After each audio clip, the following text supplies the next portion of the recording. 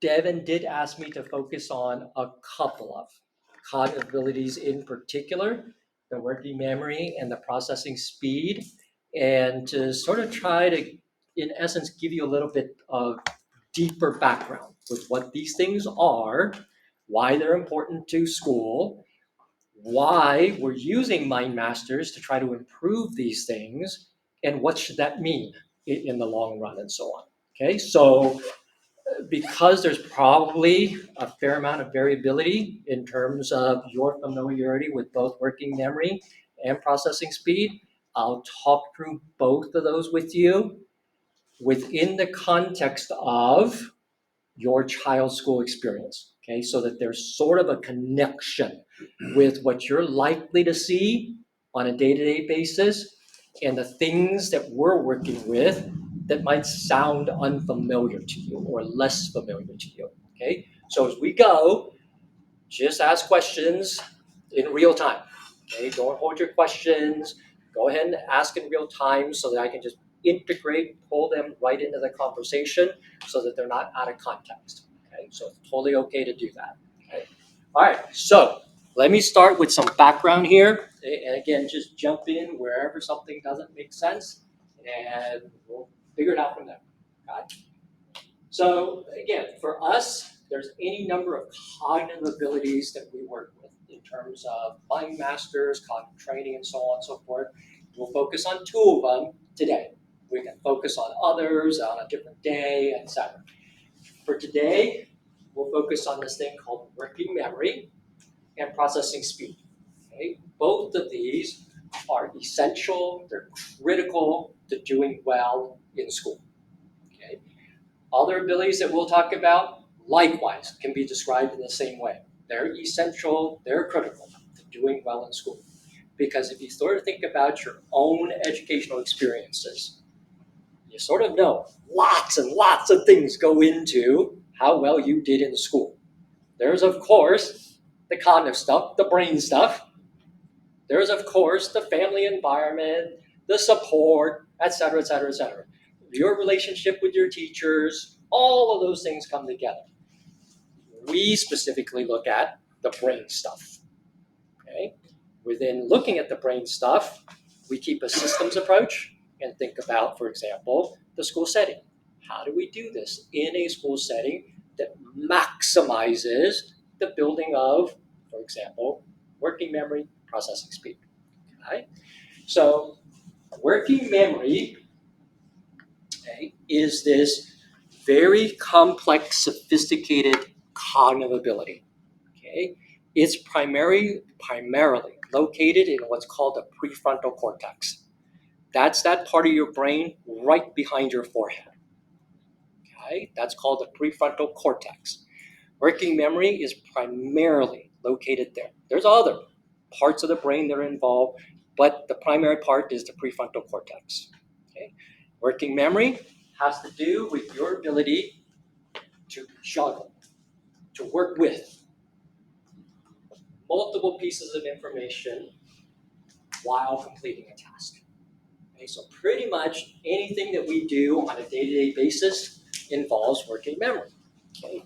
You driving to Prentice involved the use of lots of working memory, because assuming that you drove any distance to get to Prentice today, you had to, when you were driving here, juggle lots of information to drive safely.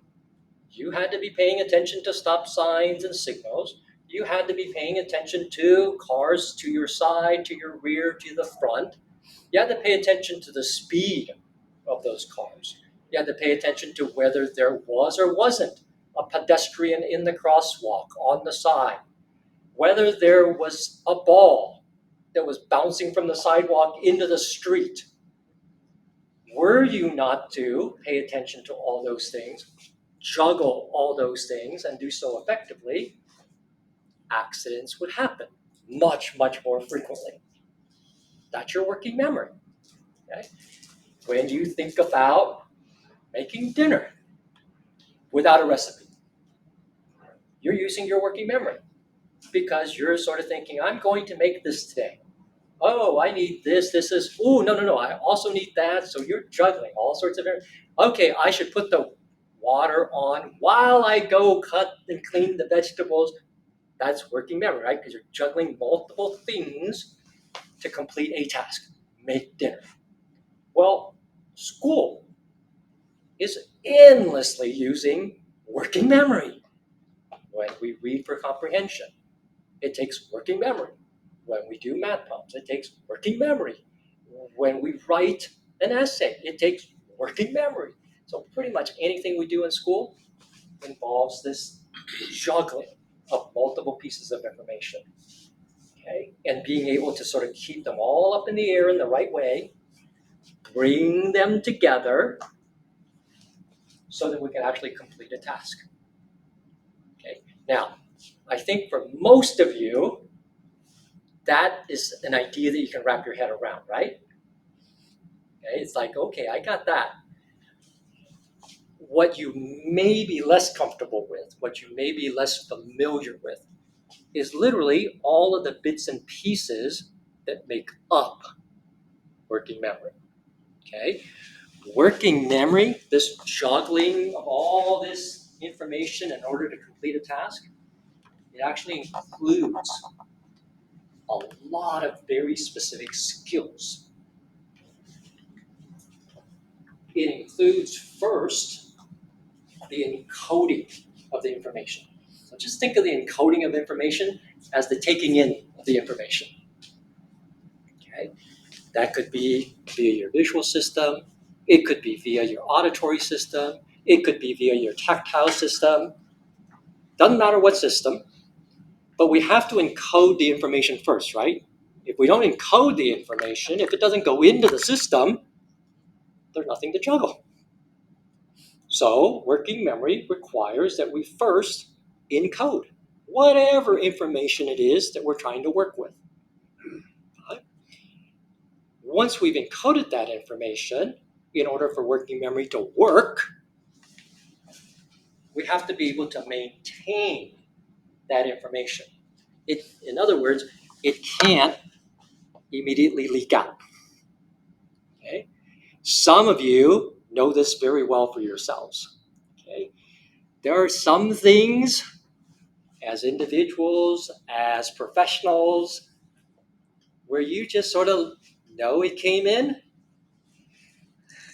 And I see, and it just sort of went away. That would be the lack of maintaining that information. Working memory requires that there's no leakage.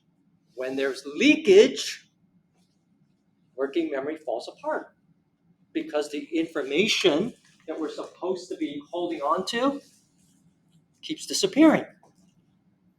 Okay, so assuming that we can encode it and assuming that we can actually maintain it, the next thing that has to happen for your kiddos to be successful in school is we need to update that information over and over and over and over and over. Okay? Because information doesn't stop, right? Information keeps coming in. When you're driving, it's not like you can sit there and go, I'm just going to take a little snapshot. I'm just going to hold that snapshot and effectively drive to Prentice. No, you're making a movie that is evolving with every next foot of roadway that you cover. The movie updates itself. Okay, you got it. Oh, now there's cars here. Now there's no cars here. Now there's a person on the sidewalk, etc., etc., etc. That's the update. Same thing happens in school, and I'll show you an example in just a sec. Okay, but in order for working memory to work well, we've got to encode the information. We have to be able to maintain the information. We have to be able to update information as needed so that we can then manipulate or work on that information. As we work on that information, ultimately, of course, we produce an output. We produce a product. Okay? So The example I oftentimes give to parents, because it makes sense, is if I say to all of you, I want you to do a multiplication problem in your head. Okay?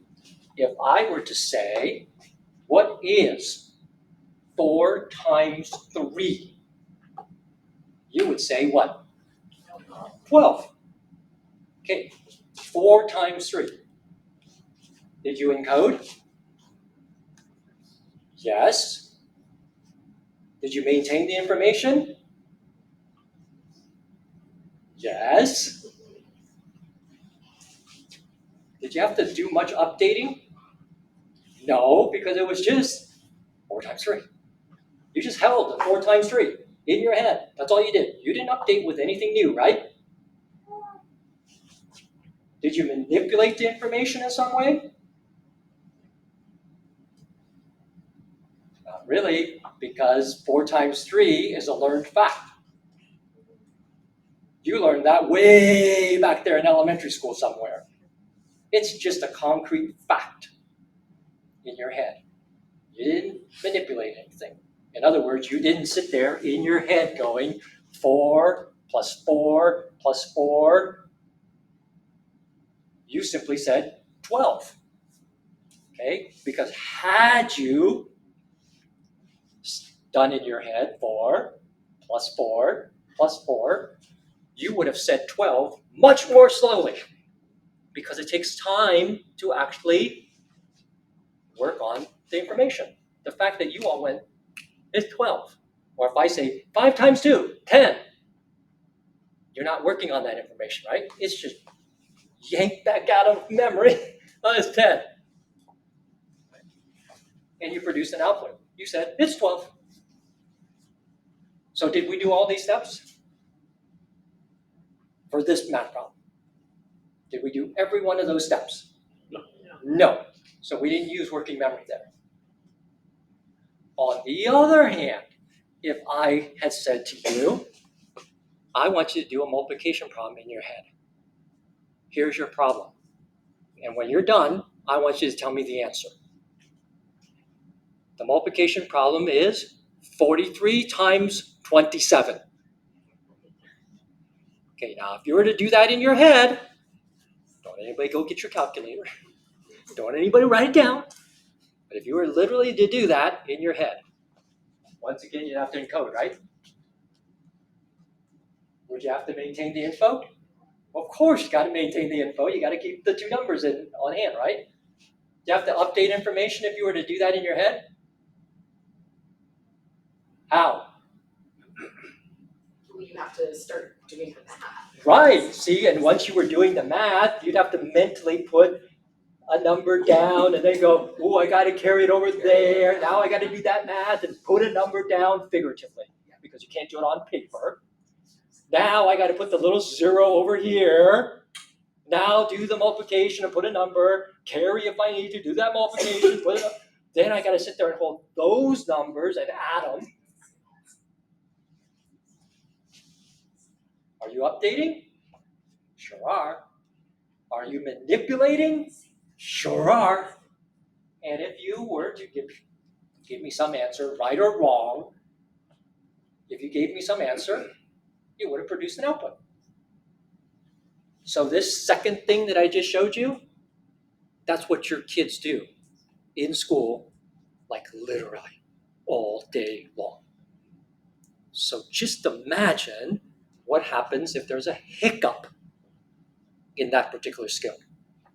It makes doing school really, really challenging. Thus the idea of, wow, can we build it? Can we rebuild it? That's related to the question you were asking. We know exactly what's happening with working memory and what's required. So when it breaks down, that's how we can develop interventions that target. Where's the breakdown? How do we rebuild the breakdown? If we didn't understand how it worked, you're absolutely right. It would just be a shot in the dark. Well, let's just try this, which I don't think most of you, and I'm a parent as well, except my kid is 28.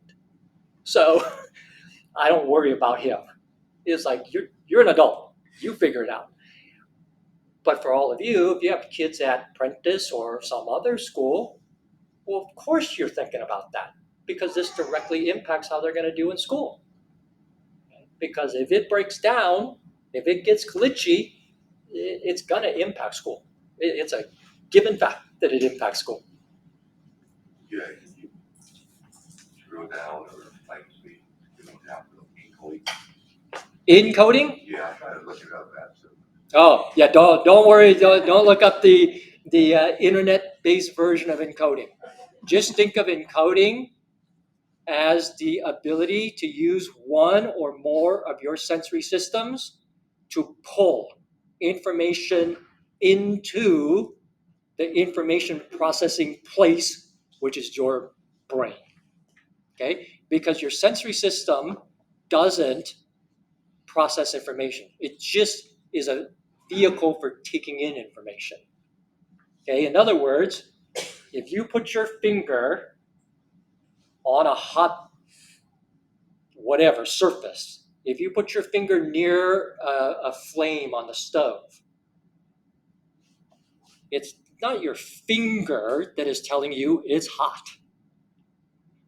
It's your finger and the nerve endings being able to take in the information. That information goes up here. And up here, it tells you that's hot. Yank your finger like now. Okay? So the encoding with one or more of the sensory systems is simply that system working well enough to allow the information in. So a really simple example of that is if someone has hearing difficulties, their encoding of auditory information is going to be impacted to the point of they not hearing what they probably should hear, and maybe then what they respond with is off. The encoding is just the going in. Okay, so if you were to go to an audiologist to do a hearing test, part of what they're looking for is your encoding. Can you actually even know, right? Because when you go to an audiologist, remember when you guys did this in elementary school? They didn't ask you, what did you hear, right? In fact, when you did your little hearing test in elementary school, it was just beep, beep. And all you were supposed to do was,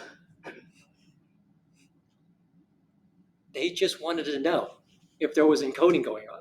They didn't worry about whether you understood what you heard. That's the encoding part. Got it? So when looking at ADHD medication, does that then work on the work? Does that work on the processing speed element and the working memory, or what part does that? You guys are good. You guys are going deep. The ADHD medication doesn't work on either. Oh, okay. The ADHD medication, you're making me skip ahead, but that's okay. Okay. The ADHD medication actually deals with this part. Okay. Because if you can't pay attention, are you able to do any of those things well?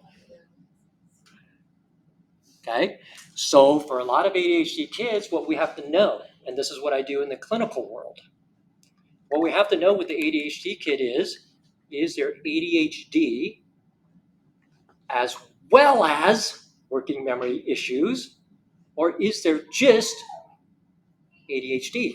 Because that dictates different treatment. If it's just ADHD and the working memory is just fine, well, we've got to treat the attention part and try to get the child to a place where they can actually concentrate and focus. Well, if they can concentrate and focus, and this is okay, working memory will happen just fine. But for other kids, it's actually both. I can't focus, and there's a glitch in the working memory. Well, then that means we've got to solve the attention issue, and we've got to solve this issue.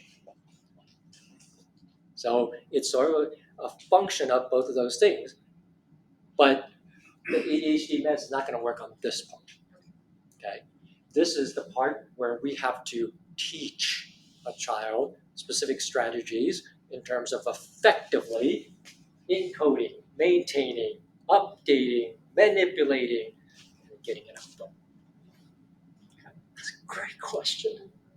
What about auditory processing for that encoding? Because that's where the information isn't quite making it. So with auditory processing, the first thing that we gotta eliminate is there a hearing problem? Okay, let's assume that there is no hearing problem.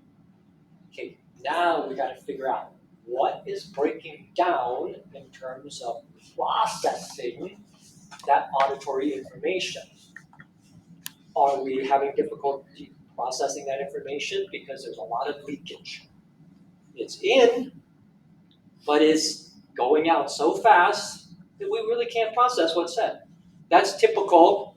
How many of you guys went to college? I assume many of you went to college. Or even if you didn't go to college. High school, junior high. I was just picking college because I assume that's going to be a little bit more of a recent experience than talking about your high school experience, which would be a little further away. But just think about whenever you went to school, in whatever context, K through 12, college, whatever, doesn't matter. If you have someone that you had in class that was talking like this and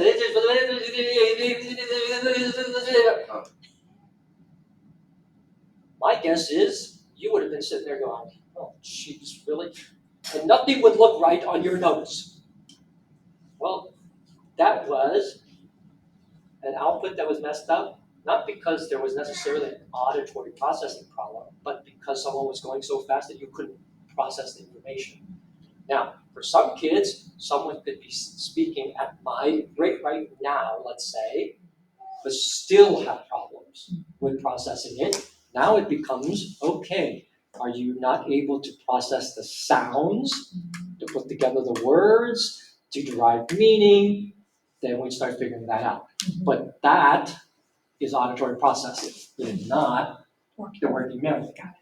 Now, does auditory processing and working memory have a connection to one another? 100%.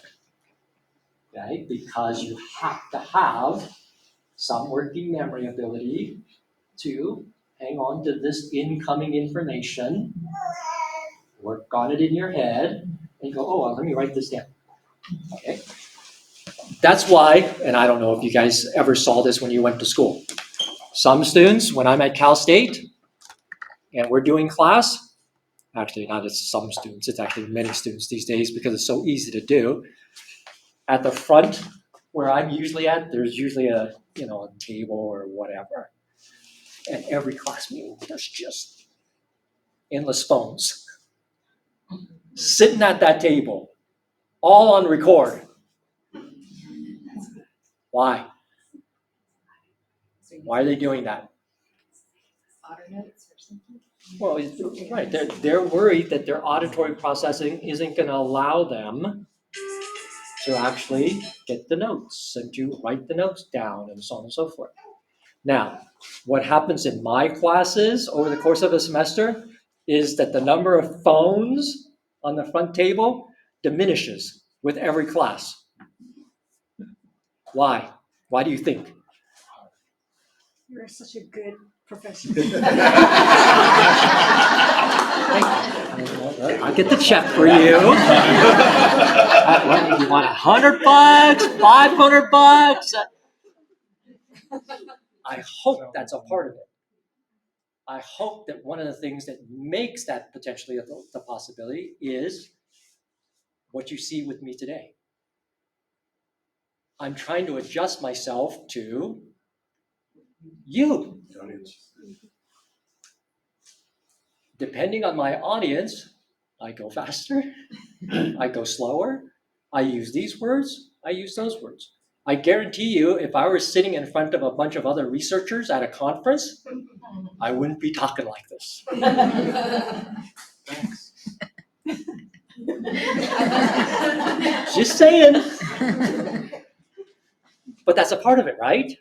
Because if there's not that adjustment, all of a sudden, you might be sitting there going, what is this guy even talking about?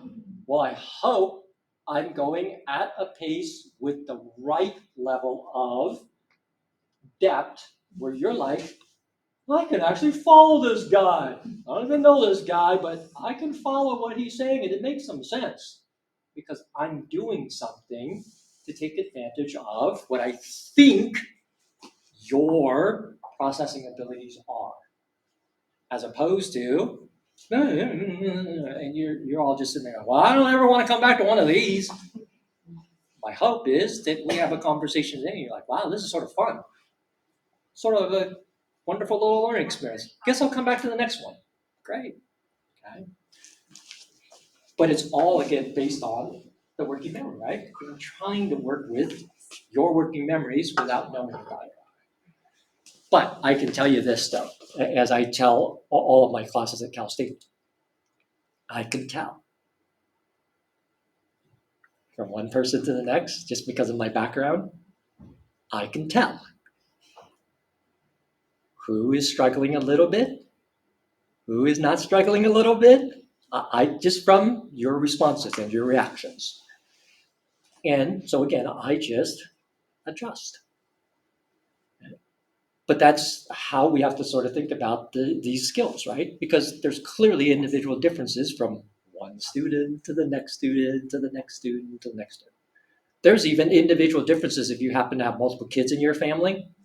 There are clearly individual differences from one child to the next child to the next child. Okay? So that's the working memory part. Okay?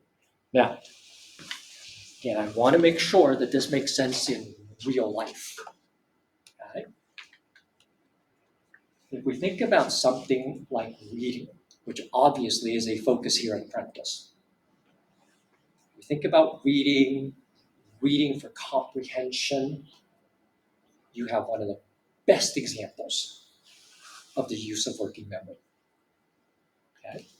And because Prentice specializes in educating students with reading-related challenges, working memory is especially important. Because as much as they have Orton Gilliam here, if we don't think about the cognitive ability side, that's like just saying, well, we'll just blindly do this Orton Gilliam thing. We'll just do this OG curriculum and assume that that doesn't work, right? You have to know the cognitive abilities that are associated with reading. Then you take this evidence-based OG program and you match it to where the students' cognitive abilities are. Now you're going to get really successful results because now the program, the reading program, can actually be effective because it matches the student profile. And we know for Prentice students in general, there are working memory hiccups. Okay, let's do mind masters to build those working memory skills that we know are core to reading and reading comprehension. Okay, so when you think about a kiddo reading for comprehension, okay, here's your chapter to read, or here's your 2 chapters to read. Now here's some questions for you to answer, or I need you to write an essay on blah, blah, blah, whatever it is. Okay, if you think about a kiddo reading a chapter, do they encode information? Sure do. They got to take those words that's in print, and it's got to be via what system for most kids? Visual. The visual system. But do all kids read with just their eyes? Do you read with just your eyes? What do you use in addition to your eyes? Yes, but what other sensory system are you using? I don't know that you use it now, but what other sensory system do children use?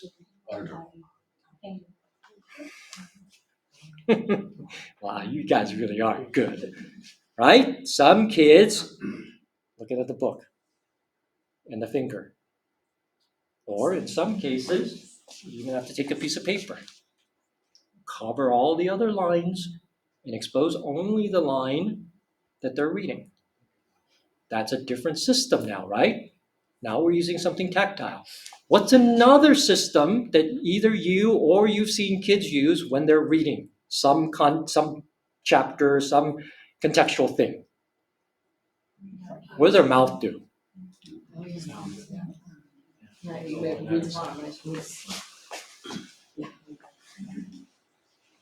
Right?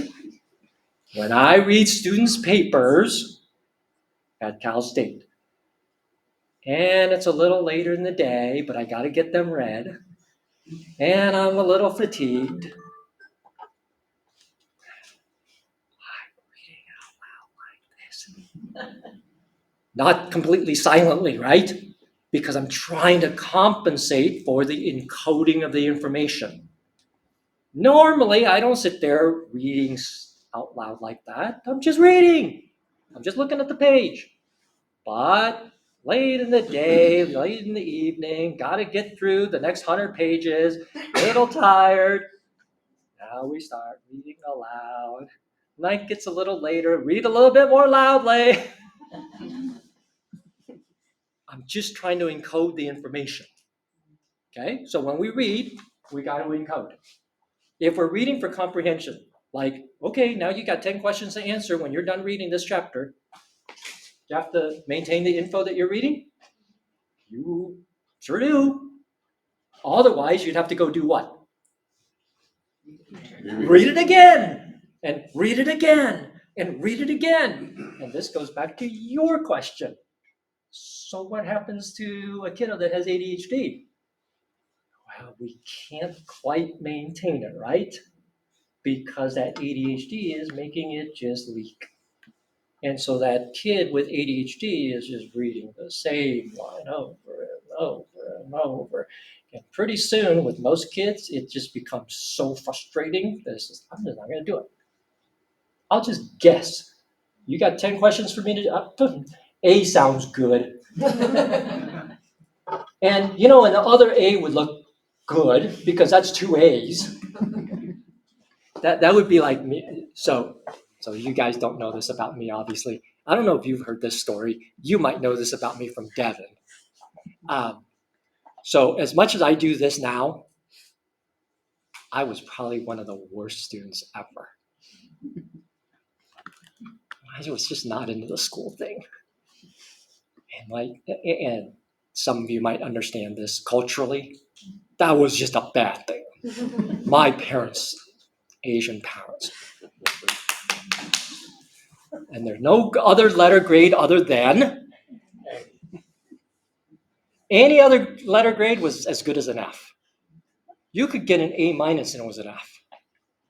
Well, you know, I just didn't have much for school and stuff and so on and so forth. And so, you know, I just struggled with getting through school. But in that context, it was really hard to be a student. So just imagine, for me, it wasn't even because I had some kind of working memory thing going on. It was just particularly have the motivation to be in school, and it messed up. The encoding, the maintaining of the information, so on and so forth. Okay? But again, if we think about reading, kid is definitely encoding information. They definitely got to maintain it in order to eventually answer those 10 questions, let's say. Do they have to update the information?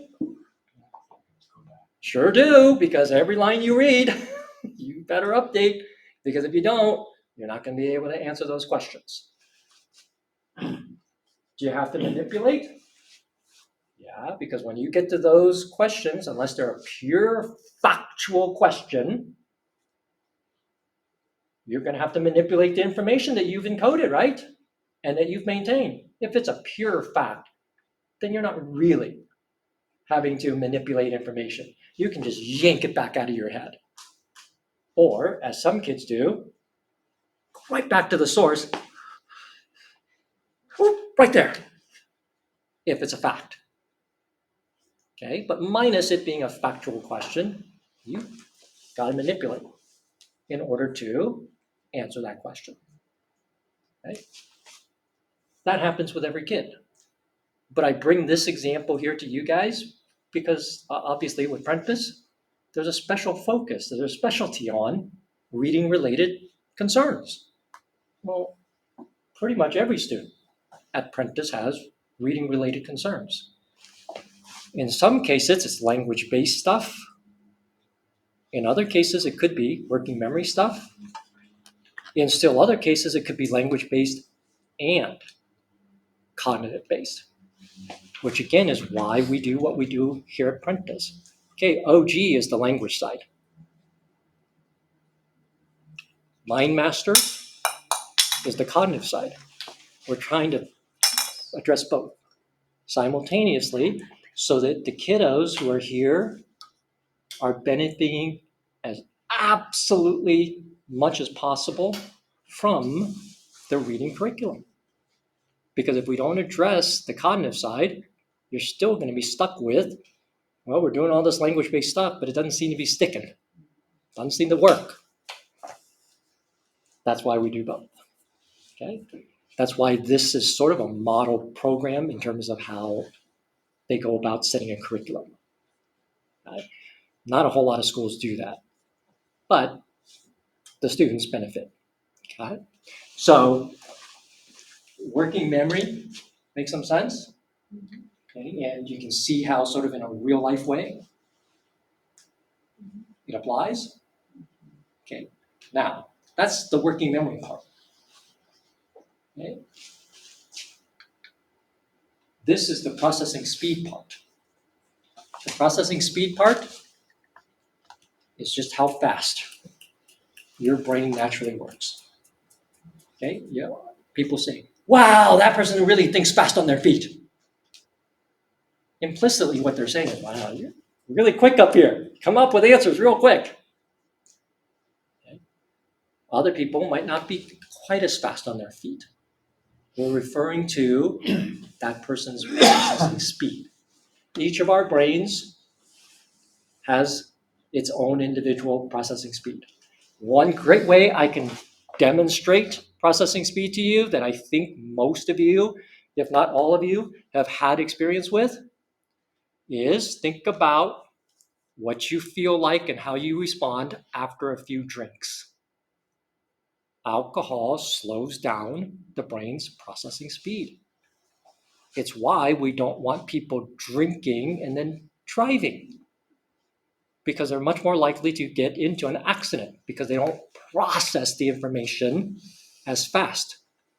Now, if someone is also drinking, what is likely to happen to this thing that we were talking about? They don't encode. They don't encode well, right? The working memory goes down. That's why people get into accidents after they drink a lot. Now, of course, there's individual differences. Someone could have one drink and be impacted. Other people could have 5 drinks before they're impacted. But the concept's the same. If we use some external agent to mess with a cognitive ability, and we have less of that cognitive ability, it's going to affect performance. Okay? And it's going to affect, so I don't drop the batteries from here. Okay? It's going to affect how fast we do things. Okay, well, that's the other thing that we sort of know about kids in general, especially kids with identified learning disabilities, with ADHD, etc. Processing speed tends to be a little bit slower. Well, if processing speed is slower, what is the likelihood of slippage or loss of information? Is it going to be higher, lower, or the same? Higher. Higher. Okay, that's the relationship. So that's why with MindMasters, the child's activities throughout the MindMasters experience, in part, deals with this processing speed. Okay? It's designed to build the processing speed, to increase it, to get every kid's brain to work just a little faster. Okay? Well, if that brain is working a little faster, if all of those things are okay, we should have better academic outcomes. Okay? Now, so I can loop all the way back around because I know we're just about out of time to your question. The thing that ties all of this together, though, is what you asked about. Oops. It's the attention thing. Because if we don't have attention, if attention is not in a good place, if concentration and focus is not in a good place, working memory is impacted. Processing speed is impacted. Okay? So the third piece of the Mind Master's experience or games is the attention piece. Okay? So we're trying to build that attention so that it's sustained. Thus the 20 minutes a day, 4 days a week, and we're just going to keep going at it and going at it. And some of your kids, if they haven't already complained, if you've been here multiple years,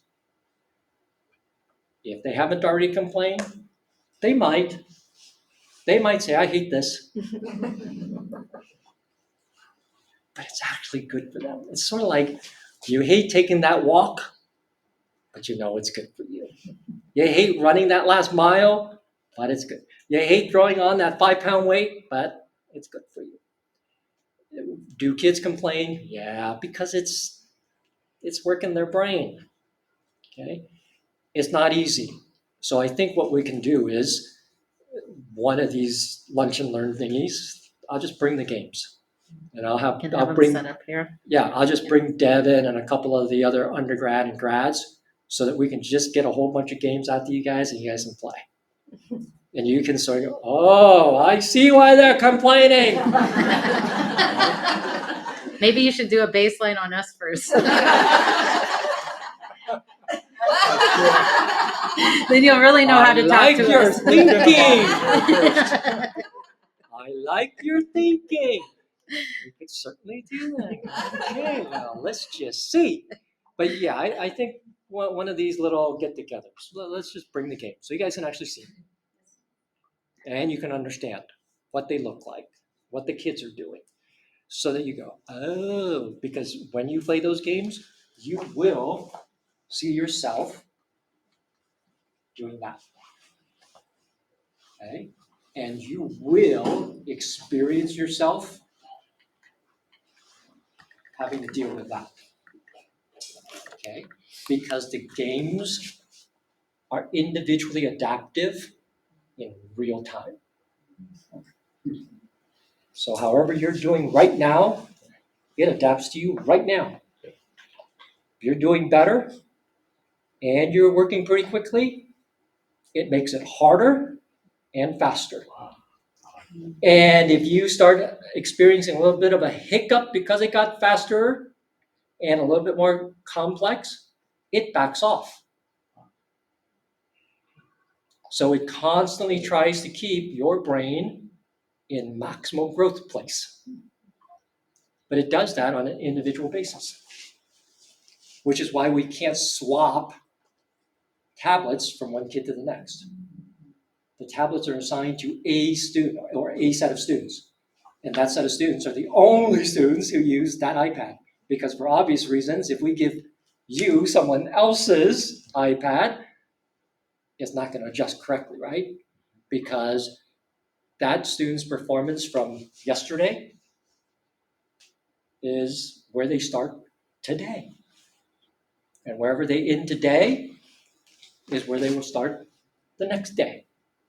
And in real time, it'll adjust up or down to work on the working memory, the processing speed, to build. So let me go here and here. If the kids, you're saying sometimes they don't like it because it's, kind of pushing their brain, do you find that sometimes they just sort of check out then? Yep. Yep. And that's where, at Prentice, that's where the teachers come into play. When we're at the community day schools that I talked about earlier, because we have the research assistants there, because it's near to the Cal State campus, is the job of our research assistants to know that this particular student is checking out.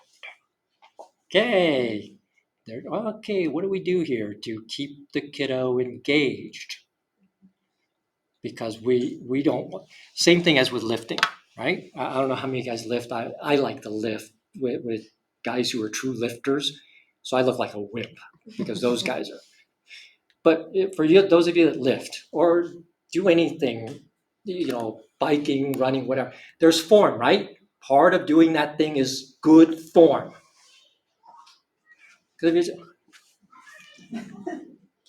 Very different than in terms of building a muscle. Okay? So the teachers here guide that. The teachers don't do so at the day schools in San Bernardino because we have the undergraduate and graduate do that. Because Cal State's too far away. San Bernardino is too far away to get our students out here. So the teachers do that here. From what I understand, working memory processing work together. Is one ever high and the other one's low, or Yep. do they really work at the same? Nope. They don't work at the same level, if you want to call it that. So you can have really good working memory, but slow processing and vice versa. And what happens then to performance? Let's say that that's true. Very high working memory, much lower processing speed, but the kid's doing a timed task. What happens to the kid's performance? They're either not going to finish or they're going to finish and not. They're not going to finish, right? Because although the working memory is just fine, the processing speed is interfering with the timed task. So they work together. Realistically, of course, we want all of these cognitive abilities for every kid to be as strong as possible. But are there differences among the cognitive abilities? 100%. That's the idea. In this one training game, not only are we dealing with these two cognitive abilities, but we're also dealing with executive function, which we didn't talk about today. Because that's huge in terms of doing well in school. We're trying to build all. Okay? Some of you guys have seen this. Others of you haven't, but just so that you see it where I think, yeah, I have it here. You guys seen this? Okay, this is what's called the neuropsych model for understanding school. This is a model for thinking about all the different abilities that have to come together to do well in school. That's at the top of the pyramid. You need things like the home environment, school environment, genetics plays into it, biological thing. But then, see, there's attention, there's working memory. Okay, look, there's processing speed. Okay, so we've only talked about a few of them. But this is just a visual way of thinking about all the different abilities that need to come together to do well in school. So if one or more of these abilities are hiccupy, well, there's going to be an impact. Okay?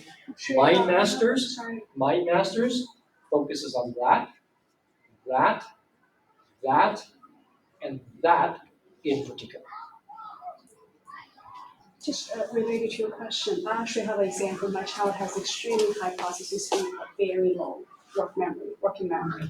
So then to you for the program, is it going to be tailored towards that case? So what's going to happen here is your kiddo may end up at some lower level of the game for a longer time than perhaps the next kiddo whose working memory is stronger. Because this game is going to keep trying to build your kiddo's working memory to a point where, okay, we're good before going up to the next level. So if we have a kiddo whose start point is less well-developed working memory, we're probably going to be at a lower level of the game for a longer time than the next kiddo. So But it literally, what's that? So the time is not evenly distributed. No, because if we try to equally distribute the amount of time at each level, we are basically saying there are no individual differences from one student to the next. And we know that's not true, because even in here, I guarantee you, there's individual differences from here to here. No way that it's going to be the same, because it's two different people. So the game is built specifically to know where the kid is. And it only moves up when that player is ready to move up. And sort of like in this example here, if that player starts struggling at this new level, the game automatically moves back down. Because we don't want the kiddo getting totally frustrated and saying, done with this thing. Go back down to a lesser level, lesser demand, have successes, build up the confidence, the competence, and go back up. And if the kiddo struggles, go back down and go back up. So some kids, though they don't know necessarily, although some kids intuitively feel it, it's doing this. Even in any one day. Because sometimes a kiddo doing this will actually go, and actually start going up. And then as soon as the concentration starts to go away, it starts going down. Because for some kids, they can just sort of, pay attention. Okay, they can pay attention for a while. And then it starts to leak. And the performance goes down. So the game just goes back down. Okay, let's start back up. So it does that. Well, thank you so much, And Dr. real Wong. quick, It's like before 2 o'clock you- time. Is Yeah. there anything that you can give us to support the kids at home to help them push through some of this? Oh, let's make that a Yeah, we'll write that down. conversation. Yep. That's a strategy conversation. Great. In other words, this is what we're doing here at Prentice. What can we do at home? Yeah. Where I'm going. That's a strategy thing. Let's just make a conversation where it's just strategies. Strategies and games. Got it. Next time. Okay, I know there are a couple of other hands, so feel free to just come up here and I'll answer your questions. So on the games, We'll be off today. each of the 4 years. Huh? We'll be off at 2 o'clock. Yep. So we need to put. Yeah, yeah. So I would think Yeah.